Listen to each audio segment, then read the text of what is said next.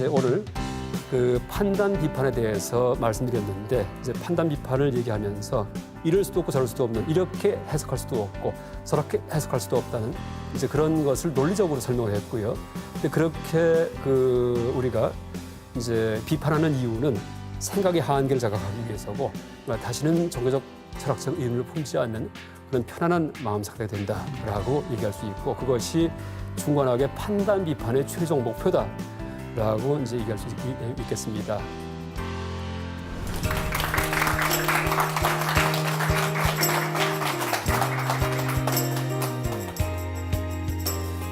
안녕하세요. 동국대학 경시캠퍼스 불교학 근무하는 김성철입니다.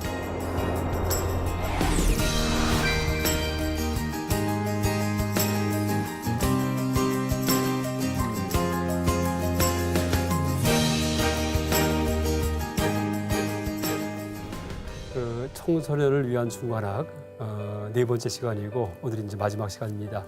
제가 지난 시간에 예고했듯이 이제 중관학의 실천에 대해서 이제 제가 한번 정리해봤는데 그래서 사실 중관학 할 경우에 아마 실천까지 연결시켜서 강의하는 분들은 많지 않을 겁니다. 되게 이론만 사실 이해하기도 쉽지 않기 때문에 근데 실제 이 불교학만이 아니고 모든 학문이 실천과 결부되지 않으면 사실 무의미합니다. 그래서 틀림없이 그런 가르침이 불교 경전 속에 나와 있고요. 그래서 이 중관학이 어떻게 실천될 수 있는지에 대해서 제가 한번 정리해봤습니다. 보통 불교에서 이제 깨달음이라고 얘기를 하는데 스님들 출가하시는 이유가 그러니까 스님으로서 사신 이유가 깨닫기 위해서입니다. 깨달음을 얻기 위해서입니다. 근데 우리 불교권에서 이제 우리 한국 불교권에서 깨달았다고 할 때 그 특수한 용어를 씁니다. 이제 깨달은 것을 견성했다라고 그렇게 말을 합니다. 견성. 어떤 분이 견성했다든지 저분 견성했냐? 이제 견성하기 위해서 수행한다라고 그렇게 얘기를 하는데 견성은 이제 원래 견불성의 준말입니다. 이 견자는 볼 견자를 쓰고요. 보다 할 때 견. 그다음에 불성은 부처님의 성품입니다. 그러니까 부처님의 성품을 본다라는 뜻입니다. 혹은 부처님의 본질을 본다라는 뜻입니다. 근데 이제 불성이 뭐냐 할 때 여러 가지 논란이 있었는데 어쨌든 서원불교에서 얘기하는 이 불성은 그러니까 중도를 의미합니다. 중도. 여러분 중도 얘기를 하니까 제가 왜 견성 말을 하는지 견성이라는 말을 갖다 꺼냈는지 짐작되실 겁니다. 지금까지 강의한 게 다 중도에 대한 얘기입니다. 근데 물론 중도는 중도인데 사상적 중도를 얘기한 겁니다. 이분법적인 사고방식에서 초월하는 이제 그런 사상적 중도입니다. 그래서 견성을 이제 견불성이라고 그렇게 이제 우리가 느려서 얘기할 수 있는데 자세히 얘기할 수 있는데 불성이 중도이기 때문에 사실 견성은 견중도입니다. 그러니까 중도를 자각하는 것이 그러니까 중도에 대한 자각이 바로 이제 견성입니다. 그러니까 자각이 바로 기원이고요, 불견자. 자각을 하면은 알 끝나는 게 아니고 그게 몸에 배어서 이제 외부로 나타납니다. 그래서 이렇게 중도를 자각한 분일 경우에 어떠한 식의 행을 하게 되는지, 어떤 행동을 하게 되는지에 대해서 오늘 이제 몇 가지 예를 들어 가지고서 말씀드리겠습니다. 말하자면 중도의 실천이 되겠죠, 실천. 그래서 결론만 얘기한다면은 이제 모든 면에서 이분법 타파를 위해 노력한다. 이분법 타파. 그러니까 둘로 나눠지는 것을 갖다 타파하는 이제 그런 행동을 하는 것이 이 중도를 자각한 혹은 견성한 혹은 불성을 자각한 이제 그런 사람들의 행동입니다. 또 다른 말로 얘기한다면은 불성은 부처님 마음인데 부처님 마음은 이분법이 타파된 마음이다라고 얘기를 해도 됩니다. 이분법이 타파된 마음 그렇게 얘기를 되겠습니다. 그래서 이제 일단 이제 이 석가모니 부처님께서 이런 이분법 타파를 통해서 이제 교화한 그런 사례가 하나 있습니다. 끼사고땀이라는 여인이 있었는데 우리말로 풀면은 끼사가 말라깽이 그러니까 몸이 말랐다는 뜻입니다. 여러분 지금은 몸이 마르면은 미인이란 얘기하죠. 여러분 TV에 나오는 아이돌 여가수를 보면은 다들 호요리합니다.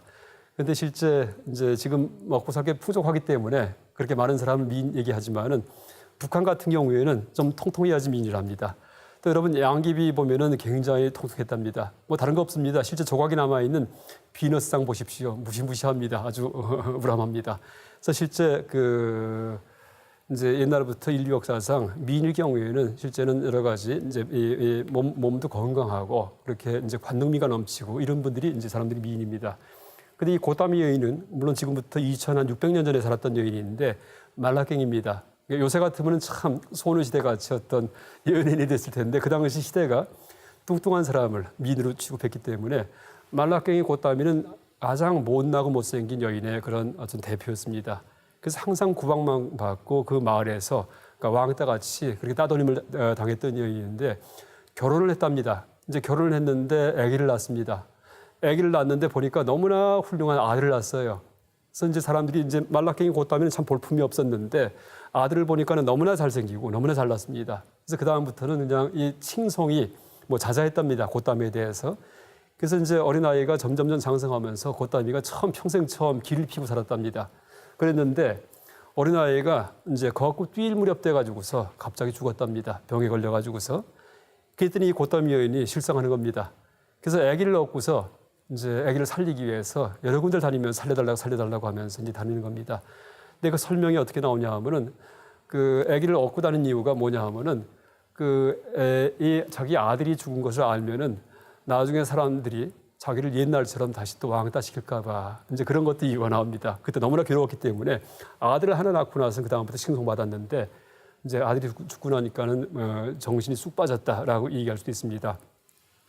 그래서 이제 여기저기 다니다가 드디어 이제 석가모니 부처님께 다가갑니다. 그래서 만나 뵙고는 지금 그림에 나오듯이 그러니까 죽은 아들을 이제 부처님께 보여드리면서 살려주십시오라고 이제 얘기를 합니다.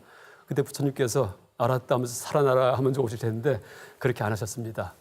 고따미한테 어떻게 얘기를 하냐 하면은 좋다, 내가 살려줄 수 있다 이렇게 말을 하신 다음에 마을에 내려가서 이제 문을 두드리고 물어봐서 그 집안에서 사람 안 죽은 집이 있을 경우에 죽지 않은 집이 있을 경우에 겨자씨를 받아라. 겨자씨를 갖다가 그러니까 지금도 인도 그 불교 성지가 저 인도 북부 지방에 있는데 제가 이제 그 한번 성지순례 여행을 가보니까 겨자밭이 굉장합니다. 그러니까 유채꽃 비슷하게 핍니다. 노랗게 펴 있는데 다 겨자랍니다. 근데 겨자가 왜 자꾸 나오냐 하면은 뭐 기독교 성경에도 겨자씨 얘기가 나옵니다. 너무나 작기 때문에 조그만 걸 얘기할 때 겨자씨란 얘기를 합니다. 어쨌든 이제 가서 겨자씨를 구해올 경우에 사람 죽지 않은 집에서 겨자씨를 구해오면은 내가 살려주겠다라고 이제 얘기를 하십니다. 그랬더니 고따미 여인이 마을에 내려가서 두드리고 물어봅니다. 이제 사람 죽은 적이 있냐고 했더니 뭐 있다, 뭐 아버지 돌아가셨다, 딸이 죽었다, 아들이 죽었다 다 얘기를 합니다. 어느 집을 가더라도 사람 안 죽은 집이 없어요. 다 죽음을 체험합니다. 인근 친한 사람이. 근데 나중에 돌아왔는데 그때 스스로 자각을 합니다. 아, 나만 이제 그런 그 자식이 죽은 슬픔이 있는 게 아니고 누구든지 그런 슬픔이 있구나 하면서 그런 고통이 해소가 됩니다. 그래서 그 다음에 부처님의 가르침을 듣고서 이제 나중에 성의자가 되었다 이런 일화가 있습니다. 그래서 그게 아마 이런 일화는 사실일 거예요. 어떤 신화적인 신비한 얘기가 아니기 때문에. 근데 이 패턴에서 우리가 연기 공중도의 가르침을 만날 수 있습니다. 뭐냐 하면은 이 고따미 여인이 내 아들이 죽어서 참 괴롭다는 건 뭘까요? 남들은 참 행복하게 잘 살고 있는데 나한테만 불행이 있구나라는 그런 생각이에요. 그러니까 어떻게 보면 착각이에요. 남들은 다들 뭐 길길거리고 잘 사는데 나만 참 이런 불행이 닥쳤구나. 근데 실제 가서 다 찾아보니까 알아보니까 다 똑같아요. 다 죽은 그런 슬픔이 다 있어요. 그럼 나만 슬픈 게 아니고 나만 죽음의 고통이 있는 게 아니고 남들도 친한 사람의 그쵸, 가까운 사람의 죽음의 고통이 있구나 할 경우에 어떻게 돼요? 그때 나만 독특한 게 아니기 때문에 의문이 해소가 됩니다. 그런 그 문제점이 해소가 됩니다. 그러니까 나만 그렇다 할 경우에 남은 잘 행복한데 나만 불행하다 할 경우에 그때 힘들어져요. 근데 보니까 남도 캐보니까는 남도 역시 불행해요. 이럴 경우에는 나만 불행한 게 아니구나. 누구나 다 그렇구나 하고서 마음이 편안해집니다. 그래서 이게 실제는 이제 어떤 심리 상담할 때 하나의 원리일 수 있습니다. 원칙. 그래서 이제 보통 심리 상담할 때 치료 원리가 두 가지가 있습니다. 하나가 감성 치료, 정서 치료가 있고요. 정서, 감정. 또 하나가 인지 치료가 있습니다. 인지. 그런데 이제 감정 치료가 있고 인지 치료가 있는데 인지 치료일 경우에는 그게 쉽지 않아요. 내 인지가 훨씬 높아야지만 치료해 줄 수 있습니다. 누가 생각을 잘못해가지고서 고통을 겪을 때 이럴 경우에 이제 내가 훨씬 위에서 올려다보고서 그 다음에 이것은 네가 잘못 생각한 것이다 하고 조언해 줄 경우에 그때 인지가 개선이 되면서 이제 치료가 될 수 있는데 그거 쉽지 않습니다. 왜냐하면 내가 더 잘나야 되기 때문에. 근데 내가 더 상대방이 나를 갖다가 자기보다 못났다고 생각하는데 내가 인지치료를 해주죠. 그럼 기분 나빠합니다. 네가 뭔데 조언하냐고 이렇게 됩니다. 그래서 아마 정신과 같은 경우에도 정신과 의사 선생님들을 자꾸 바꿔가면서 전전긍긍하는 분들이 있답니다. 그게 이제 인지치료 같은 경우에 자존심이 심한 경우에, 자존심이 큰 경우에는 그러니까 치료가 쉽지 않다라고 얘기를 합니다. 그런데 지금 말씀드릴 게 이제 뭐냐 하면은 누구나 할 수 있는 인지치료의 공식을 제가 하나 말씀드리겠습니다. 인지치료의 공식. 답이 뭐냐 하면은 당신만 그런 게 아닙니다. 누구나 다 그래. 이렇게 됩니다. 당신만 그 고통이 있는 게 아닙니다. 바로 부처님이 고따마 여인한테 썼던 방법입니다. 예를 든다면은 이제 여고생이 여드름이 자꾸 났어요. 그 전까지는 깨끗했는데 피부가. 이럴 경우에 고등학교 올라와서 한 고2쯤 되니까 막 뭐가 납니다. 이마에도 뭐가 나고 막 걱정됩니다. 그때 막 고민에 빠집니다. 그때 피부과 가니까는 이제 물론 약을 쓸 수도 있지만은 어떻게 조언합니까? 그 나이 땐 다 그래. 옆집 순이도 봐. 그다음에 뒷집에 영희도 봐. 다 똑같아. 그때는 다 그게 나는 법이야. 원래. 이러면 실제 가보니까 다 그래요. 저 작년만 해도 없었는데 고등학생 올라가더니 전부 다 코 이런 데 여드름이 났습니다. 그때 좀 편안해지죠. 아, 이때가 그런 시기구나 하고서 편해집니다. 나만 그런 게 아니야. 누구나 다 그래. 이렇게 됩니다. 근데 이제 힘든 이유는 남들은 다 이쁜데 나만 뭐가 났는 줄 알았을 때 이게 뭐예요? 큰 방이 있다는 착각과 똑같은 거예요. 왜? 작은 방이 있기 때문에 큰 방이 있는 거라고 생각합니다. 아, 저건 작으니까 이거 큰 거야. 내 건 왜 이렇게 클까? 왜 이렇게 여드름이 많이 날까? 이렇게 생각합니다. 그랬는데 보니까 딴 데도 큰 방이에요. 그럼 이게 큰 방일 것도 없죠. 그렇죠? 이제 그렇게 해소시키는 방법이 바로 고땀의 여의를 이제 그렇게 진정시킨 그런 부처님의 가르침에 이해하고 지금 말씀드렸듯이 비교를 통해서 고통이 발생했는데, 그렇죠? 실제 비교해보지도 않고 상대가 상상한 비교예요. 남들은 다 사람 죽은 고통이 없으려니 하고 설정한 다음에 나만 우리 애가 죽었구나. 나는 참 괴롭다. 이랬는데 상상 속이에요. 실제 체험을 해보니까 남들도 다 사람 죽은 고통이 있어요. 그러니까 어떻게 돼요? 나만 그런 게 아니구나. 누구나 다 그렇구나 하면서 완화가 됩니다. 그래서 이제 의존적으로 발생했던 남의 행복을 착각을 해갖고 나의 고통이 있다고 발생했던 이제 그런 어떤 신경증이 남도 행복할 게 없구나 사실은 라는 걸 통해서 나의 불행도 실제 큰 불행은 아니구나. 누구나 겪는 불행이구나 라는 자각을 통해서 마음이 편해집니다. 그래서 중관학이 그냥 사상 논리로 끝나는 게 아니고 실제 실생활에서 이렇게 쓰일 수가 있습니다. 실생활에서. 그러니까 한 예를 들어봤습니다. 그 다음에 이제 불교에서 보시 바라밀이란 말을 씁니다. 아마 처음 들어본 분들 많이 계실 겁니다. 근데 굳이 번역한다면은 그러니까 베푸는 게 보시에 보시한다라는 말을 씁니다. 근데 그 중에 완전한 베품이 있어요. 그냥 베품이 아니고. 그러니까 가장 이상적인 베품을 보시 바라밀이라고 얘기를 합니다. 뭐냐 하면은 그러니까 베풀고 나서 이제 전혀 티가 나지 않아요. 티가 나지 않은 베품입니다. 베풀고 나서 남에게 뭘 준 다음에 나 누구한테 베풀었다 도와줬다 하면서 막 잘난 체하는 거 이건 보시 바라밀이 아닙니다. 그냥 베품일 뿐이에요. 잘난 체하는 베품입니다. 그래서 이제 이런 베품을 무주상보시라고 얘기합니다. 없을 무자, 머물 주자, 모양 상자를 씁니다. 모양에 머물지 않는 베품이다. 베풀었다는 그런 티를 내지 않는 베품이다. 라고 얘기를 합니다. 기독교에 보면 또 똑같이 나옵니다. 뭘까요? 오른손이 하는 일을 갖다 왼손이 모르게 하라. 예수님 말씀입니다. 이게 바로 무주상보시예요. 근데 중요한 거는 오른손의 일을 왼손이 모르게 하는데 오른손은 안다 해도 안 된다는 얘기예요. 오른손도 몰라야 돼 원래는요. 실제는요. 무슨 얘기냐 하면 내가 베풀고도 내가 베풀었다는 마음이 안 나야 됩니다.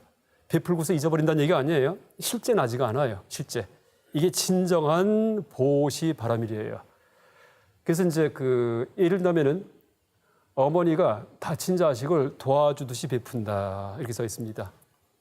근데 자식이 이제 하나 있는데 예를 들면 외아들입니다. 근데 이 비유는 불교의 경전 중에 열반경, 그러니까 부처님이 돌아가실 때 이제 바로 직전에 설법한 내용이 열반경인데 열반경에 나오는 그런 비유입니다. 비유. 근데 어머니가 이제 하나 계셨는데 아들이 다쳤어요. 길에서 놀다가. 근데 예를 들면 이제 외아들이다 해도 됩니다. 너무나 애중지하던 아들인데 다쳐서 막 피를 흘리고 난리가 났습니다. 그때 어머니가 얼른 수습을 해가지고 다 닦아주고 약을 발라주고 고쳐주고 해갖고 겨우 이제 살아났습니다. 그러니까 이제 새근새근 잠이 들었어요. 이제 그 어머니가 틀림없이 베푼 겁니다. 저 병 치료해줬기 때문에. 그때 어머니한테 마음에 어떤 마음이 날까요? 참 보람이 있고 뿌듯하고 기쁠까요? 그럴 리가 없죠. 어머니는 항상 슬픕니다. 계속 안쓰럽고 또 탈날까 봐. 그게 바로 무주상보시예요. 어머니한테 나 참 오늘 착한 일 했다. 일기장에 써야지 이런 말을 날 리가 없습니다. 난 참 착한 일 했다. 일기장에 써야지 하면 상이 있는 베품이에요. 그렇죠? 티를 나는 베품입니다. 내가 알았기 때문에. 남에게만 알리지 말라는 얘기 아니에요. 내가 나 자신도 모를 정도로 베품이 몸에 배 있어야 된다는 얘기입니다. 마치 어머니가 다친 자식 보살피듯이. 그러니까 어려운 분들 도와줄 때 사실 굉장히 힘든 게 남 도와주는 거예요. 잘못 도와주면은요 모욕감만 줍니다. 잘못 도와주면요 내 자만심만 키우고 교만해지고 잘난 체하고 남을 갖다가 멸시해버리고 도움받는 사람은 그렇게 됩니다. 그래서 실제 가장 힘든 것이 이제 베풀지 않는 거 이건 안 좋지만은 물론 이제 베푸는 게 좋아요. 잘난 체 하더라도 베푸는 게 좋습니다. 그래서 막 도와주고서 기념사진 촬영하고 다 그게 안 베푸는 것보다 훨씬 낫습니다. 그런데 이제 베품의 최고는 아니라는 얘기예요. 뭐냐 하면 베품의 최고는 베풀고 나서 기념 촬영 안 해요. 이것도 베품의 최고가 아니에요. 베풀고 나서 기념 촬영도 안 하지만은 나도 모른다는 얘기예요. 베풀었다는 걸 갖다가. 이게 무주상보시예요. 나한테도 티가 나지 않는다. 마치 어머니가 저 아픈 자식 돌보듯이라고 그렇게 얘기할 수 있습니다. 그래서 그런 자각하에서의 베품이기 때문에 이제 그래서 전혀 티가 나지 않는다. 나도 모른다. 나도 베풀었다는 자만심을 이제 느끼지 않는다라고 얘기합니다. 여러분 흔히 우리 사회에서 봉사하면은 참 자기한테 이깁니다라고 얘기하죠. 그거 좋은 말 아닙니다. 왜 나한테 이기해요? 그렇죠? 그건 진정한 봉사가 아니에요. 왜? 내가 뿌듯하기 때문에. 그런 봉사는 마치 상거래와 같다라고 얘기합니다. 밑에 제가 이제 깨끗한 베품하고 깨끗이 못한 베품 이렇게 써놨는데 불교 전문 용어로 정시, 부정시 이렇게 씁니다. 정은 청정할 정자예요. 시는 보시하다 할 때 베풀 시자입니다. 부정시는 이제 깨끗이 못한 베품이라고 얘기를 합니다. 뭐냐 하면 베풀고 나서 보람을 느낄 때 이럴 경우에는 부정시에 들어갑니다. 뭐냐 하면은 마치 상거래처럼 상대한테 재물을 주고 나는 보람을 받았기 때문에 기쁨을 받았기 때문에 그건 give and take 끝난 겁니다. 그다음 좋은 일 안 생깁니다. 그래서 이제 그 공덕이 크지 못하다, 공덕이 크지 못하다라고 얘기를 합니다. 그래서 절대 베풀고서 우리가 베풀 때 남에게 베풀 때 참 쉽지 않습니다. 그러니까 베품에 대한 공의 통찰이 들어가야지만 진짜 베품이 될 수 있지. 그냥 사회에서 흔히 얘기하듯이 베풀어 갖고서 그래서 보람이 있고 뭐 신나서 베풀고 이러면 안 된다는 얘기입니다. 그래서 여러분 이제 베풀 때 철저한 공의 통찰, 그 다음에 상대 입장에서 생각하는 이런 식의 지혜가 들어간 베품만이 이제 상대에게 베품을 받는 분한테 상처를 주지 않는 이제 그런 베품이 될 수 있습니다. 또 내가 보람을 느낀다, 베풀고 내가 기쁘다 할 때 아직도 내가 못났구나, 아직도 완벽한 인격자가 아니구나라고 자기 반성을 해야 됩니다. 그럼 여러분 이제 보세요. 이런 베품을 누가 할 수 있을까요? 누가? 저도 못합니다. 그게 무슨 얘기냐 하면 지향점이라는 얘기예요. 그러니까 이런 베품이 되기 전까지는 항상 내가 부족하다 하는 그런 반성할 일만 있다는 얘기입니다. 항상 물론 남을 위해 살지만은 이제 절대 남을 돕는 사람들은 절대 자만해서는 안 됩니다. 이런다면은 여러분 테레사 수녀 혹시 사진 보셨어요? 웃는 적이 없어요. 그래서 제가 볼 때 물론 종교인 중에 그런 분들 많습니다. 그렇죠? 얼굴 굳어 있습니다. 아, 이분 진짜 베풀고 있구나 하는 생각이 들어요. 근데 베푸는데 항상 기뻐하고 이런 분들이 베풀죠? 이거는 좀 아닌 것 같습니다.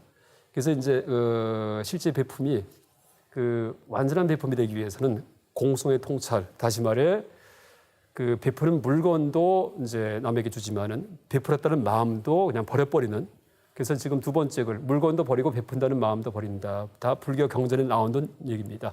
버릴 사자를 씁니다. 버릴 사자, 사 한자로 어머니가 다친 자식을 도와주듯이 베푼다. 또 동체 대비의 베품이다. 이 말도 하나 외워 두십시오. 동이 같을 동자, 체가 몸체자, 큰 대자, 비는 슬플 비자예요. 슬플 비자, 동체, 나와 남이 한 몸이에요. 그래서 크게 슬프다라는 뜻입니다. 그러니까 남의 고통을 내 고통처럼 느끼는 이제 그런 경지가 되어야지만 다시 말해 나의 구심점이 다 해체된다는 얘기했죠. 여기 내가 없어집니다. 그때 남의 고통이 구심점이 됩니다. 이래야지만 동체 대비, 이제 내 몸처럼 생각하는 이제 그런 베품이 될 수 있다라고 얘기할 수 있습니다. 그래서 이 베품도 이제 진정한 베품이 되려면은 그냥 베풀기만 하는 게 아니고 지혜의 개발이 필요하다. 모든 걸 해체한 그런 공의 지혜를 체득해야지만 그러니까 진정한 베품이 될 수 있다라고 얘기할 수 있습니다. 그래서 이제 이 보시바라미를 그 다른 말로 삼륜청정의 베품이다라고 얘기를 합니다. 삼륜청정. 그러니까 세 가지 바퀴가 청정하다. 세 가지 바퀴는 그러니까 불교 전문 용어인데 주는 자, 받는 자, 주는 물건 모두 실체가 없다. 그러니까 실체가 없다가 청정이야, 깨끗하다는 뜻입니다. 그러니까 주는 자도 실체가 없어요. 어떤 누가 이제 자아가 있어갖고 주는 게 아닙니다. 받는 자도 실체가 없어요. 모든 게 없기 때문에 일체 아무것도 없기 때문에 공의 통찰을 했기 때문에 또 주는 물건도 실체가 없어요. 그런 자각하에서의 베품입니다. 이게 바로 완전한 베품이다라고 얘기할 수 있습니다. 그래서 무슨 얘기냐 하면은 이제 베풀었을 경우에 누가 누구한테 뭘 주느냐 우리가 얘기 못합니다. 그렇죠? 물건은 상대한테 좋지만 복은 나한테 옵니다. 그럼 누가 이기해요? 뭐예요? 플러스 마이너스 제로입니다. 기브 앤 테이크입니다. 그러니까 주는 물건이 없다는 얘기입니다. 그렇죠?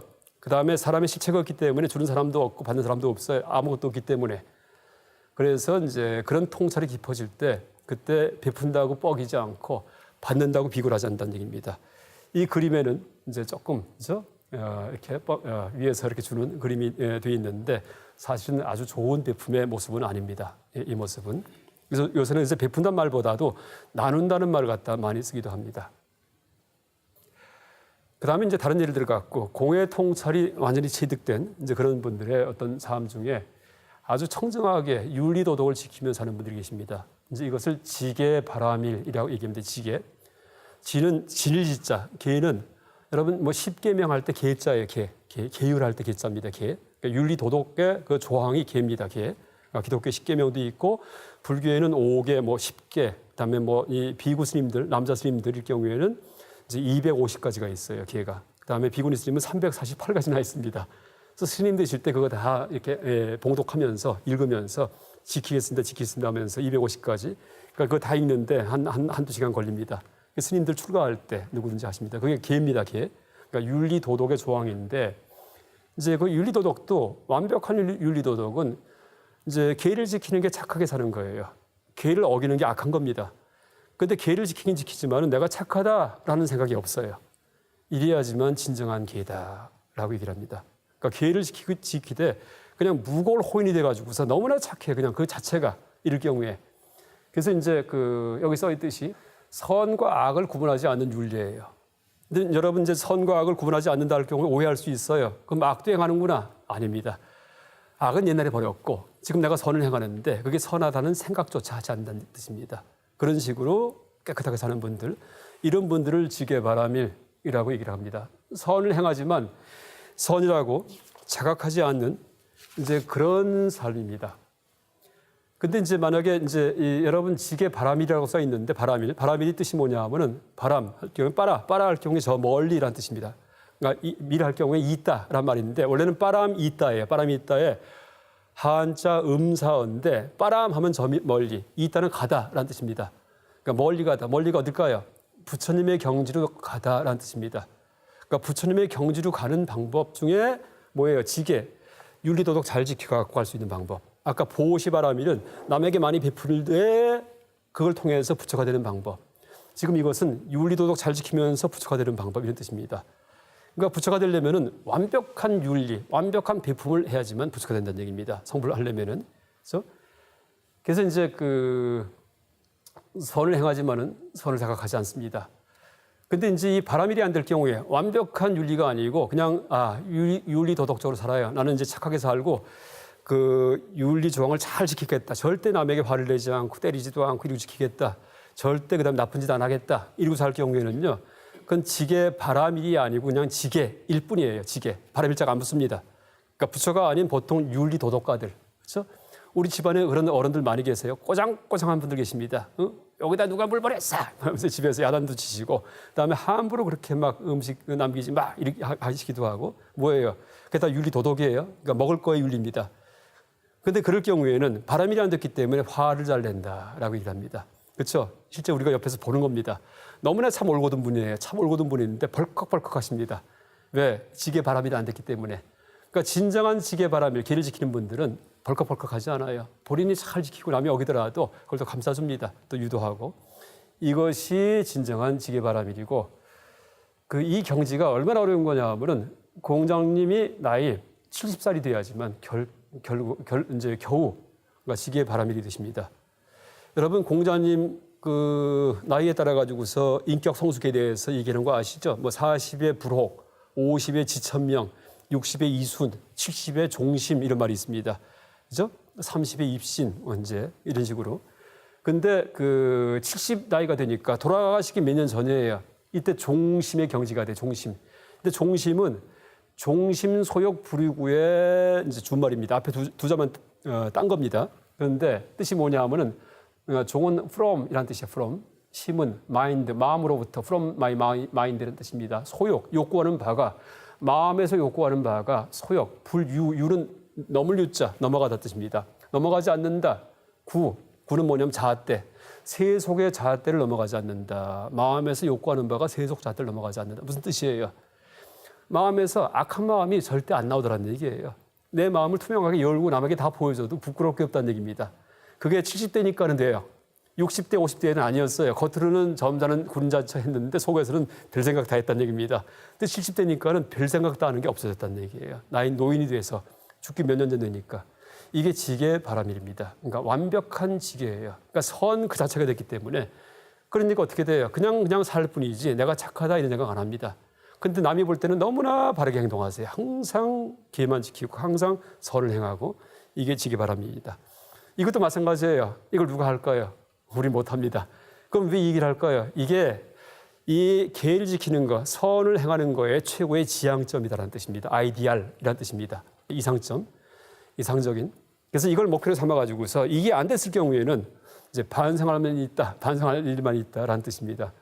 그래서 이런 지계바람일도 이것이 선이다 악이다 하는 그런 구분이 다 이분법적인 구분이 흑백 논리예요. 이걸 초월해야 되기 때문에 충분하게 공의 통찰과 중도의 통찰과 그다음에 연기의 통찰이 있어야지만 그래야지만 이런 지계바람이 될 수가 있습니다. 그래서 여러분 이제 계를 지키는 거, 그러니까 윤리 도덕적으로 사는 거, 남에게 베푸는 거 이게 다 눈에 보이는 세속적인 어떤 행동들이에요. 근데 이 행동들에는 반드시 공의 통찰이 그렇죠? 서치라이트가 이제 들어가야지만 그래야지만 바른 행동이 될 수 있다라고 얘기할 수 있죠. 그래서 우리가 이 중관학에 대해서 이제 지난 시간까지 논리적으로 배우긴 했지만은 이게 논리에서 끝나는 게 아니고 우리의 생각을 다 세척해가지고서 이제 그런 고착된 생각을 다 버리기 때문에 내가 행동을 하더라도 행동에 대해서 이쪽에 고착을 해가지고 이기적으로 내가 잘난 체 하려고 하는 행동이 아니게끔 만드는 이제 그런 이제 어떤 그 좌표의 역할을 한다라고 이제 그렇게 얘기할 수 있습니다. 자, 이제 보세요. 이게 지게바람일인데 제가 한번 그림을 만들어 봤습니다. 나는 착하게 살아야지라고 마음먹을 때 여러분 이게 뭐냐면 조폭 이제 그런 그 조커가 있습니다. 어떤 조폭이 물론 조폭들 보면 여기다가 이제 하트에다가 이제 큐피드 화살 박힌 거 이렇게 하고 다니다든지 그렇죠? 그러니까 목욕탕 가면 문신이 있습니다. 아주 무서운 분들은 호랑이 전체 전신에다가 이렇게 하고 다닌다든지 아니면 일심 이렇게 써붙이고요. 일심이 좋은 말입니다. 일심이 원래 원효 스님의 말이에요. 근데 조폭들의 일심은 그게 아니고요. 우리 조직이 일심단결하자 이런 뜻일 겁니다. 어쨌든 근데 이제 어떤 조폭이 착하게 살자 이렇게 하고 다닌답니다. 근데 무식하기 때문에 철자법이 틀렸어요. 착하게 살자인데 착하게 살자입니다. 그게 너무 무식해요. 그게 무슨 얘기일까요? 평소에 그냥 나쁜 일만 하루 종일 합니다. 때리고 막 화내고 하는데 하루에 한 번만이라도 착하게 살자 이런 뜻입니다. 그래서 이제 이러고 써붙이고 다니면은 이 본 사람들은 공포에 떤답니다. 너무나 무서워서 참 저 무식하구나. 근데 한 번만 착할 거구나 이렇게 생각하기 때문에 그래서 선과 악을 나누는 그런 선함, 다시 말해 지계 일 경우에는 착하게 살자라는 뜻입니다. 그래서 거기에 불과하다. 그러니까 선과 악을 나누지 않은 착함, 다시 말해 선하게 살 때 선하다는 생각도 초월한 착함이 진정한 착함이다라는 이제 그런 얘기를 하기 위해서 이렇게 제가 한번 예를 들어봤습니다. 그래서 이제 결국 이 중관학에서 얘기하는 것이 무엇이냐 할 경우에 그 중도의 실천, 이제 중관학적인 어떤 통찰이 사회 속에서 실천돼야 되는데 이제 한마디로 얘기한다면은 이분법 탑합니다. 이분법, 그러니까 둘로 나누는 사고방식 탑하는 건데 이걸 불교 전문 용어로 불이중도라는 말을 씁니다. 불이가 뭐예요? 둘이 아니라는 뜻입니다. 그러니까 구분하지 않는 중도라는 뜻입니다. 그러니까 그러니까 아니 불자 두이자예요. 불이라는 말이 이분법을 벗어난다라는 뜻입니다. 그것이 중도입니다. 그러니까 가운데를 가라 이런 뜻이 아니에요. 그러니까 중도할 때 흑도 아니고 백도 아니에요. 그러니까 회색으로 살아라, 회색 분자가 되라 이런 얘기 아닙니다. 그래서 이제 이분법 타파, 그래서 분리, 그러니까 두 가지로 나눠진 양극단만 해체시키면은 그게 바로 중도입니다. 근데 실제 이제 보면은 모든 종교의 지향점이 바로 중도예요. 이분법 타파입니다. 불교에서 자빌 얘기하잖아요. 남의 몸을 내 몸처럼 생각하는 거. 나와 남이 다르지가 않아요. 내 몸이에요. 그러니까 나와 남을 구분하는 선이 지워지죠. 그리고 이분법 타파입니다. 그래서 남의 고통을 내 고통처럼 느낍니다. 남을 도와줍니다. 그렇죠? 또 하나가 기독교의 사랑도 마찬가지입니다. 사랑이 뭐예요? 남을 나처럼 도와주는 겁니다. 그렇죠? 이웃을 내 몸처럼 사랑하라든지 이런 말이 있죠. 이것도 역시 이분법 타파예요. 또 육아에서 공자님, 맹자님이 얘기한 인의 예지, 인이 뭐예요? 인, 자비로움입니다. 인이 측은지심. 이제 맹자가 예를 들었는데 측은지심이 인의 예예요. 측은하게 생각하는 마음. 내가 모르는 어린아이인데 우물에 막 걸어가다가 빠지려고 해요. 그럼 막 뛰어가서 구해주죠. 왜 그래요? 인이 있기 때문에 누구든지 마음속에. 그러니까 인이지 네 가지의 마음이 누구든지 있다. 이게 자비고 사랑입니다. 다시 말해 이분법 타파의 마음이 누구든지 있다는 얘기예요. 의가 뭐예요? 의로움이에요. 의로움. 이건 수오지심, 악을 멀리하는 마음입니다. 악을 갖다가 뭘까요? 정의감이에요. 사회에서 이분법이 심해져요. 뭘까요? 사회적 차별이 심해질 때. 이걸 눈도 못 봐요. 길 가는데 어떤 막 우락부락한 사람이 약한 여자를 막 때리고 있습니다. 막 때리고 있어요. 그때 못 본 채고 내가 얻어맞을까 봐. 이러면 의가 아니에요. 얻어맞더라도 뜯어 말립니다. 그렇죠? 왜? 이분법이 뭐예요? 강자 약자 이분법이에요. 그걸 눈뜨고 못 본다는 얘기예요. 왜? 내가 이걸 타파한 마음이기 때문에. 그래서 정의감조차도 역시 이분법 타파입니다. 그 다음에 이해가 뭘까요? 겸양지심, 나를 낮추는 마음입니다. 사양지심. 그게 무슨 뜻이에요? 남을 높이는 거예요. 남을 나보다 더 중하게 생각하는 겁니다. 이게 뭐예요? 그러니까 자비심과 같은 얘기입니다. 그 다음에 지가 이제 이게 특수한 건데, 지를 지혜인데 지혜를 이거는 이분법 타파가 아니고 시비지심 그렇게 얘기를 해요. 시비지심. 시비를 가리는 마음에 옳고 그른 거. 이건 이분법이네. 그게 무슨 뜻이냐 하면은 이게 중요합니다.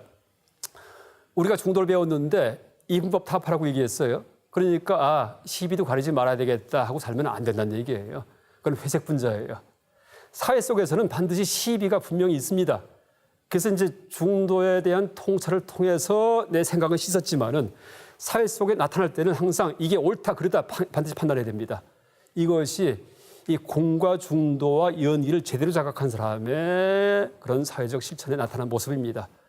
판단하지 않고 다 좋아, 이것도 좋고 저것도 좋아가 절대 아니라는 얘기예요. 그래서 시비지심이 바로 여러분 이제 아주 명심해야 됩니다. 사회 속에 뛰어들어서 혹은 내가 처한 현실 속에서 항상 올바른 판단을 해서 이것은 안 된다, 이것은 된다라는 것을 가장 지혜롭게 이제 파악할 수 있는 사람. 왜? 고정관념이 다 타파됐기 때문에 선입견이 없어요. 그래서 있는 그대로 볼 수 있어요. 사태에 대해서. 마치 여러분 이제 바둑 둘 때 훈수하듯이 화투 칠 때 옆에서 보는 사람이 더 잘 보이죠? 왜 그래요? 욕심이 없기 때문입니다. 고정관념이 있기 때문에. 그래서 이제 바둑 둘 때 훈수 두는 사람이 보듯이 내 삶을 바라보게 만드는 것이 바로 이 공의 통찰입니다. 그래서 이제 우리가 중도의 실천을 이분법 타파했는데 지금 따져보니까 몇 개의 그런 그 세력 있는 종교만 지금 거론했습니다. 근데 실제 목표가 다 같구나라고 우리가 알 수 있습니다. 다시 이제 구체적으로 이제 한번 정리해 보겠습니다. 그러니까 불의 중도, 그러니까 둘이 아닌 이분법 타파의 중도가 실제 우리 삶 속에서 어떻게 실천되는가 하면은 제가 한번 네 가지를 뽑아봤습니다. 삶과 죽음의 이분법에서 벗어나기에 종교적 고민에서 해방된다. 이 얘기는 제가 삶도 없고 죽음도 없다. 제2강 때 얘기를 했었습니다. 그렇죠? 긴 거 짧은 거, 그 다음에 아름다움, 추함 얘기할 때 삶도 죽음도 없죠. 그러니까 삶도 없고 죽음도 없다. 삶, 죽음이 이예요. 이 두 가지예요. 아니 불자, 부정이에요. 삶, 죽음 다 타파한 중도입니다. 그러니까 지금 살아야 될 것도 없어요. 죽음도 없어요. 그렇기 때문에 그 전까지는 나는 살아있는데 왜 죽을까? 죽으면 어떻게 될까? 이러고 고민했는데 다 가짜 고민이구나 하고 압니다. 그래서 머리가 시원해집니다. 그 다음에 나와 남의 이분법에서 벗어나기에 동체 대비의 자비심을 실천한다라고 써 있습니다. 지금은 나와 남이 다르죠. 그렇죠? 왜? 내가 여긴가 어디 있으려니 하고 착각합니다. 근데 가만히 뒤져보니까는 없어요. 증벌합니다. 남도 마찬가지예요. 그럼 뭐예요?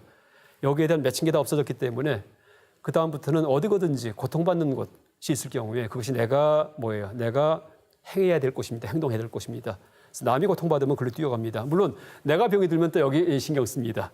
그래서 이제 이쪽이든 저쪽이든 가리지 않고 내가 병이 들어도 남만 이해하는 거 이것도 말이 안 돼요. 그렇죠? 내가 병이 들면 그때는 이쪽이기 때문에 여기 신경을 쓰고 내가 몸이 온전하면 그때는 주변에 어려운 사람들을 향해서 그게 병이든 아니면 뭐 가난이든 아니면 심리적 고통이든 간에 그걸 일부러 나설 것은 없지만은 상대가 찾아올 때든지 내가 인연이 되면은 항상 해소시키는 방향으로 저 세상에 기독교 얘기를 얘기한다면 빛과 소금이 돼가지고서 불교 얘기를 한다면은 연꽃이 되고 등불이 돼가지고서 살아가는 겁니다. 그 다음에 이제 사회적으로는 차별의 이분법을 타협하기 위해서 정의 구현에 앞장선다. 아까 얘기했습니다. 그렇죠? 인의 예지할 때 의예요. 의, 정의심, 사회적 차별이 심해져요. 이때 내가 뭐 먹고 살만 하니까 신경 안 써요. 일반 사람들은. 왜? 내가 중심이기 때문에, 나만 살면 되기 때문에. 그런데 내가 중심이 아닌 사람들은, 다시 말해 보살같이 사는 사람들일 경우에는, 보살 같은 사람들, 내가 다 타파됐을 경우에는 그때는 사회 현상에 대해서 좌시하지 않습니다. 그래서 이제 사회적 이분법이 심해질 경우에, 그러니까 차별의 이분법이 심해질 때, 빈부의 차별이 심해질 때, 강자가 약자를 괴롭힐 때, 이럴 경우에 뛰어듭니다. 그래서 그걸 타파하기 위해서 노력합니다. 이것은 꼭 불교를 모르더라도 상관없어요. 여러분 마하트마 간디 아시죠? 인도가 영국 지배하에 있을 때, 그렇죠? 영국이 이제 엄청난 그런 착취를 했습니다. 그때 마하트마 간디가 변호사 출신이에요, 원래. 근데 자기 직업 다 버리고서, 그렇죠? 원래 떵떵거리고 살 수 있는데 그거 다 버리고 사회운동에 뛰어듭니다. 독립운동에. 그래서 이제 그 맨발로 헝겊 하나 걸치고 도티라고 해서 지팡이 짚고서는 그 다음에 독립운동하죠. 그것도 뭐예요? 폭력투쟁이 아니고 비폭력투쟁을 합니다. 이게 뭘까요? 사회적 그런 강자와 약자의, 그렇죠? 지배국가와 피지배국가의 차별이 너무나 심하기 때문에 인도 사람들을 쭉 둘러봐요. 둘러보다 보니까 너무나 비참합니다. 그러니까 자기 직업을 팽개칩니다. 그래서 이제 마하트마 간디 같은 경우에는 그 집안 내에서는 배척됩니다. 온 집안의 꿈이었는데 영국 유학 보내가지고서 변호사 만들어놨더니, 그렇죠? 집안 버리고 그다음에 이제 남들 유학하고 살기 때문에. 그래서 아들 같은 경우에도 큰 아들이 있었는데 큰 아들이 가장 대립을 해요, 간디에 대해서. 나중에 간디가 원래 힌두교 신자인데 큰아들은 심지어 이슬람교를 개종까지 합니다. 아빠 괴롭히기 위해서. 왜? 돈 벌어서 집에 갖다 줘야 되는데 그건 안 하고서 바깥에서만 놀기 때문에, 뛰기 때문에.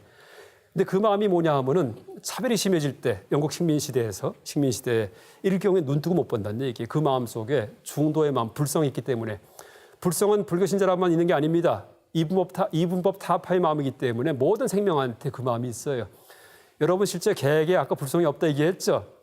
개에게 불성이 있냐 없냐 할 때. 근데 개에게도 불성이 있습니다. 한번 실험해 보세요. 여러분 집에 애완견 있으면은요, 놔두고서 옆에서 그 친구든지 형제든지 때리는 신용해 보세요. 개가 막 짖습니다. 못 싸우게 합니다.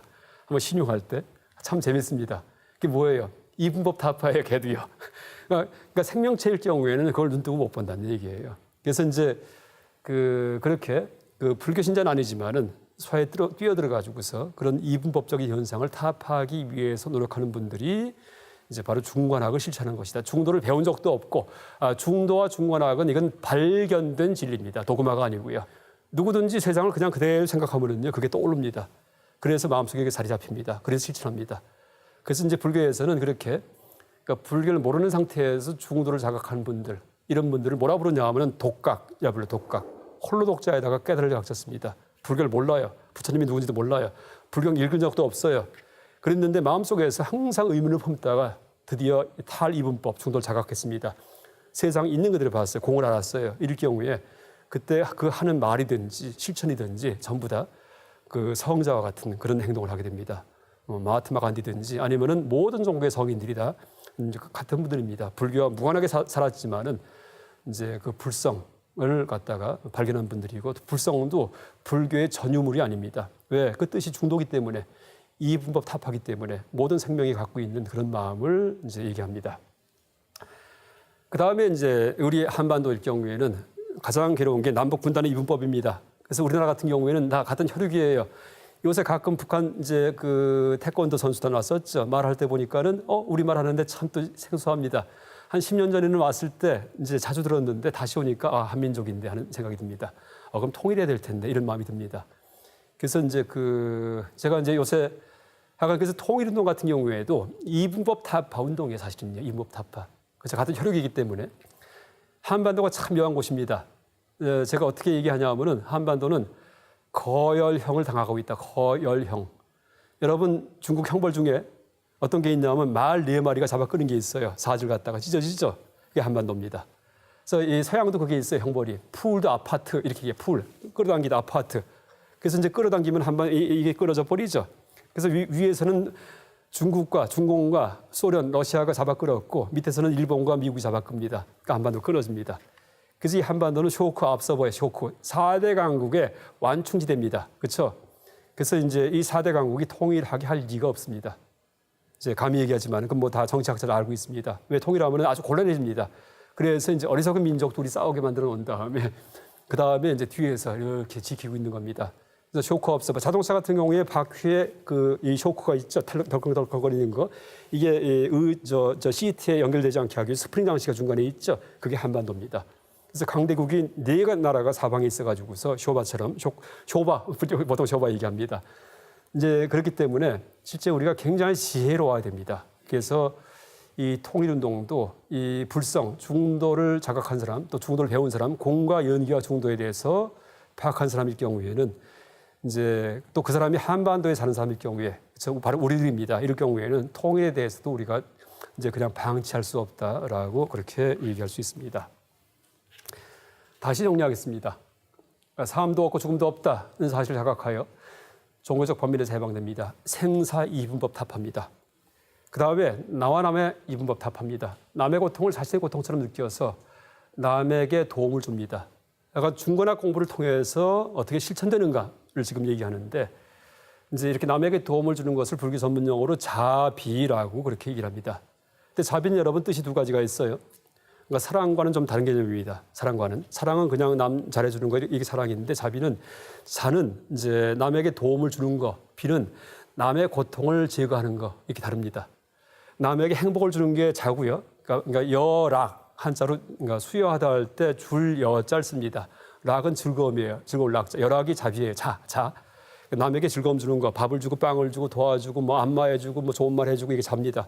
비는 남이 힘들 때 그 힘든 그 고통에 공감해가지고서 그걸 없애주는 거 이게 비입니다. 이걸 발고 발은 뽑을 발자예요. 발치하다 이빨 뽑는 거죠. 발. 그다음 고는 고통을 뽑아줍니다. 그래서 발고여락이 자비예요. 발고여락이. 그래서 이제 그냥 남을 도와준다고 할 때 한 가지가 있는 게 아니고 기쁘게 해주는 게 있고 고통을 제거해 주는 거 두 가지가 있습니다. 그게 자비입니다. 자비. 그래서 이 나와 남이 구분이 끊어졌기 때문에 이제 지금 이 만화는 이제 여기 이 표정이 다 괜찮습니다. 그렇죠? 대등하죠, 관계가. 할아버지가 어린애를 도와주는 건지 어린애가 할아버지를 인도하는 건지 모르겠죠. 이게 진정한 티가 나지 않는 배품입니다. 이렇게. 그러니까 도와주는 자가 위에 있고 도움받는 자가 밑에 있는 이런 식의 배품이 아니고 이것도 마찬가지예요. 누가 넘어졌는데 친구가 도와줍니다. 근데 뭐 누가 우월하지도 않고 또 밑으로 내려가 있지도 않습니다. 그 다음에 차별의 이분법 답하는데 인종의 차별이 있고 인종차별이 있죠. 흑백차별. 미국서 많이 오래 이제 지속되다가 60년대에 이제 저항문화운동, 카운터 컬처 무브먼트가 일어나면서 이제 그 당시 활동했던 분이 마틴 루터 킹 목사입니다. 아마 알 겁니다. 그래서 흑백차별 타파하는 데 앞장섰던 분이고 물론 나중에 암살당하십니다. 또 하나 여러분 무하마드 알리 알죠? 이분도 지금 흑백차별에 앞장섰던 사람이에요. 원래 이름이 캐시어스 클레이입니다. 원래 이름이요. 그랬는데 이제 월남전에 미국이 월남전 있을 때는 징병제도 우리랑 똑같아 3년간 군대 복무해야지 모든 젊은이가 다 그랬는데 그걸 거부합니다. 이제 그래서 감옥에 갑니다. 감옥에 잡힙니다. 그랬다가 나중에 이제 나오긴 하는데 감옥에 들어가면서 이름을 바꿔요. 무하마드 알리로. 원래는 캐시어스 클레이인데 무하마드 알리가 이슬람교 이름입니다. 그다음에 종교도 기독교에서 이슬람교로 바꿉니다. 이슬람교로다가. 그래서 그 당시 흑인 인권운동했던 말콤 엑스라는 사람이 있었는데 그분을 추종을 하면서 그래서 이제 그 흑백 차별이 너무나 심했기 때문에 여러분 60년대에 히피 아시죠? 히피가 바로 카운터 컬처 무브먼트의 주도자들입니다. 히피. 거리에 뛰쳐나온 젊은이들입니다. 왜? 그 당시 서구 문명이 전부 다 폭력적이기 때문에 1차 대전, 2차 대전, 월남전까지 이어지는 그런 이제 전부 다 동원이 돼가지고서 20대 초반 젊은이가 전부 다 나중에 전쟁에서 이제 죽습니다. 근데 저항을 할 마음을 못 내다가 60년대에 드디어 미국서부터 시작을 합니다. 이게 저항문화운동이에요. 저항문화운동.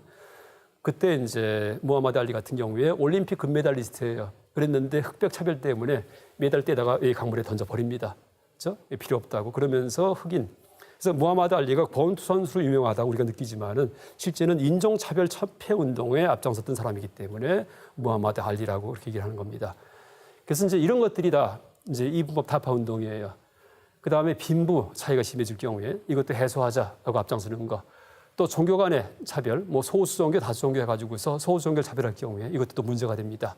그래서 이제 이런 것, 선을 지우는 겁니다. 다시 말해 선. 그러니까 종교 간의 선 지우는 거, 빈부의 차별의 선을 지우는 거, 인종 간의 선을 지우는 거, 이런 것들이 다 그 중도적인 사회 실천이다라고 얘기할 수 있습니다. 카운터 컬처 무브먼트는 여러분 카운터할 경우에 뜻이 뭐예요? 반대 방향이에요. 그러니까 시계에서 클럭와이즈 하면은 뭐예요? 시계 방향으로를 영어로 클럭와이즈라고 씁니다. 시계 반대 방향으로 카운터 클럭와이즈 이렇게 얘기를 합니다. 거꾸로 도는 겁니다. 그래서 이 카운터 컬처 무브먼트가 그 전까지의 하간 서구 문명을 한마디로 규정하라 할 경우에 사뮤엘 헌팅턴 얘기가 서구 문명의 특징은 폭력성이다라고 얘기합니다. 폭력에 의해서 세계를 지배했다라고 얘기를 합니다. 그래서 이제 콜럼버스 이후부터죠. 그랬는데 그런 문명에 대해서 저항하는 것이 바로 카운터 컬처 무브먼트였고 이때 앞장섰던 사람들이 미국의 20대 초반의 젊은이들입니다. 그래서 여기에서 이제 히피가 나오기도 하고 물론 이게 타락한 이제 일부겠지만은 또 하나가 이 사회운동, 그러니까 시민운동, 그다음에 반해운동, 반전운동, 그다음에 동물보호운동 이런 게 다 이때 시작합니다. 그래서 이런 이분법 타파가 그러니까 사회적으로 나타날 때 이렇게 사회의 그 주류의 흐름과 반대 흐름을 형성해갖고 나타난다 얘기할 수 있습니다. 또 하나 특징을 얘기한다면 철저한 비폭력 운동이에요. 이때요. 돌을 던지고 화염병 던지는 게 없었습니다. 물론 그 영향은 마하트마 간디 때문이에요. 마하트마 간디의 비폭력 독립운동의 영향을 받아가지고 이때 젊은이들이 이제 앞장섰을 때 이 어떤 상징이 뭐였냐면 꽃과 비둘기였습니다.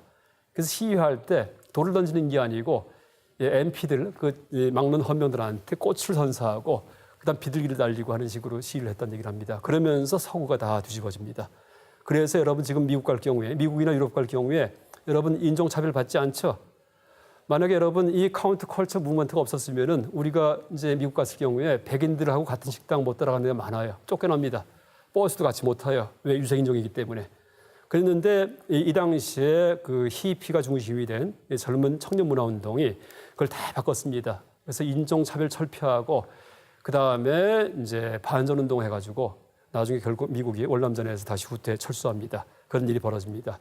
그러니까 우리 사회에는 잘 알려지지 않은 그런 그 내용들이고 또 하나 얘기한다면은 그때 앞장섰던 사람들이 바로 팝 가수들이에요. 올드 팝 가수들입니다.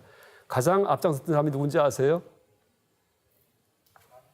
밥 디란입니다. 얼마 전에 노벨 문학상 받았죠. 그 사람이 왜 받았냐 하면은 그런 사회운동에 앞장섰기 때문입니다. 밥 딜런과 조한 바이즈 같은 사람들, 그다음에 사이먼 앤 가펑클 이런 사람들, 비틀즈 같은 사람들, 그다음에 이제 비틀즈의 멤버였던 존 레논 같은 사람들이 전부 다 사회운동에 앞장섰던 팝 가수입니다. 그래서 60년대, 70년대에 여러분 팝송 가사 들어보면은요, 그게 그냥 가사 아닙니다. 다 운동권 노래예요. 그래서 제가 어떻게 표현하냐 하면은 비틀즈 같은 경우에 60년대, 70년대 카운터 컬처 무브먼트에 신명을 불어넣어준 박수 무당들 이렇게 얘기를 합니다. 그게 다 사상가예요. 우리나라도 지금 팝 가수가 사상가 역할을 합니다. 최근에 몇몇 분들이요. 근데 이제 그런 그 내용도 우리가 많이 그렇게 우리 사회에 이제 알려야 된다고 그렇게 생각을 합니다. 그래서 이 차별의 이분법 타파 물론 철저하게 비폭력적으로 이루어져야 됩니다. 그래서 우리 민족이 위대합니다. 지금 얼마 전에 촛불도 마찬가지지만은 실제 60년대에 그런 사고를 뒤집어 엎었던 그런 운동의 처음 출발점이 바로 4.19였다 얘기하고 이것은 우리가 하는 얘기가 아니고 그들이 얘기합니다. 그 사람들 전기에 보면은 이제 가장 큰 동인을 꼽는다면은 4.19다라고 쓰고 있습니다. 또 하나 얘기한다면은 3.1운동도 마찬가지죠. 인도의 마하트마 간디 보면은 독립운동할 때 비폭력 운동했다는 얘기했죠. 근데 1919년도 5월 달입니다. 하루탈 전 인도 파업운동이에요. 뭐 흉내낸지 아세요? 바로 2달 전에 있었던 3.1운동입니다. 그러니까 1919년도 3.1운동 3월 1일 날 3.1운동이 비폭력이었습니다. 태극기 흔들면서 너무나 순진합니다. 물론 그게 압제가 됐죠. 압제를 해가지고 일제 압제 때문에 실패했지만은 그 다음에 이제 간디가 그 운동을 교훈 삼아가지고 5월 달에 드디어 전 인도 파업을 벌입니다. 그러니까 비폭력 무저항 운동입니다. 그래서 인도가 독립하기까지 가게 됩니다. 그래서 지금 이제 저는 그래서 이제 이 증산도 이제 제가 이 상생 방송 와서 강의하지만은 참 기쁩니다. 올 때부터도 이제 항상 민족을 얘기하고 지금 너무나 서구화돼 갖고 정신 나간 것처럼 살고 있는 분들이 참 많은 그런 현대 이제 한국 사회인데 아주 꿋꿋하게 이제 지키면서 우리의 자긍심을 항상 키워주는 이제 그런 그 종단이기 때문에 더욱 참 제가 감사하게 생각하고 지금 이분법 타파에 대해서 이제 얘기를 하면서 저는 올해 일어났던 여러 가지 우리 사회에서 이렇게 변혁들이 앞으로 올해를 시작으로 해가지고서 전 세계를 갖다가 많이 좋게 그렇게 만들 것 같은 이제 그런 예감이 듭니다. 여러분 지금까지 4번에 걸쳐 갖고 제가 청소년을 위한 중관학이라는 이름으로다 이제 중관학에 대해서 처음 개관하고 그 다음에 뭐 긴 거 짧은 것을 얘기하면서 한번 훈련도 해보고 뭐 비가 내린다, 바람이 분다 이런 판단을 예를 들어 갖고 그런 판단이 왜 모순에 빠지는지에 대해서 한번 분석을 해봤고 또 마지막으로 오늘 이 시간에 이제 그런 식의 분석과 이제 그런 어떤 훈련이 우리의 이제 어떤 실천에 어떻게 적용될 수 있는지에 대해서 이제 한번 또 설명을 해봤습니다. 그래서 뭐 길지 않은 4번의 강의였지만은 이제 지금까지 4번의 강좌가 여러분들 삶에 큰 도움이 되고 이제 여러분들 종교에 어떤 아주 밝은 조명처럼 이제 비춰지기를 그렇게 바랍니다. 그동안 대단히 감사했습니다. 감사합니다. 이번 강의 마치겠습니다. 감사합니다.